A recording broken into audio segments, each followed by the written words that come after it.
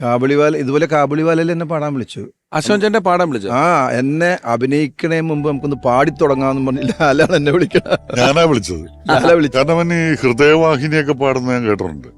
അപ്പൊ ഇതിനകത്ത് ഒരു പാട്ടുണ്ടല്ലോ, ഒരു ഹൈപ്പിച്ചു മണ്ണും. അപ്പൊ അത് പാടാനായിട്ട് അശോകന്റെ ഡിഫറൻറ്റ് ശബ്ദമായിരിക്കും എന്ന് കരുതിയിട്ടാണ് അശോകനെ കൊണ്ടുപോയത്. എന്നിട്ട് എന്ത് പറ്റി സംഭവിച്ചത്? പാവം മരിച്ചില്ല. അറിയാമോ, SP സാറൊക്കെ ഇരിക്കാണ് അല്ല, മ്യൂസിക് ഡയറക്ടർ.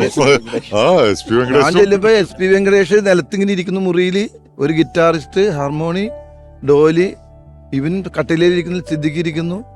എന്നോട് ഇരിക്കാൻ പറഞ്ഞ് എൻ്റെ ഉള്ള ഇടിക്കാൻ തുടങ്ങി. അദ്ദേഹത്തിന് മുമ്പിൽ എന്നോട് പാടാൻ.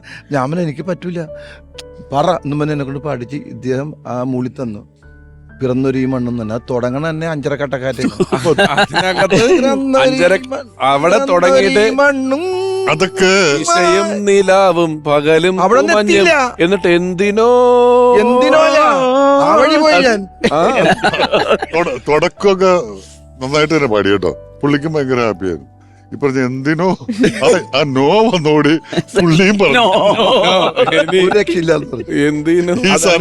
എന്നിട്ട് അവിടെ നിന്ന് നമ്മൾ രണ്ടുപേരും ശ്രമിച്ചു. ഒന്ന് ഡക്ലസ് എന്ന് പറഞ്ഞ പാട്ടുകാരനെ പശ്ചാത്തലത്തുള്ള അവനെ നോക്കി. പിന്നെ വേറൊരു പാട്ടുകാരൻ. പിന്നെ ആരാ പാടിയതല്ലേ, മലേഷ്യ മലേഷ്യവാസ്.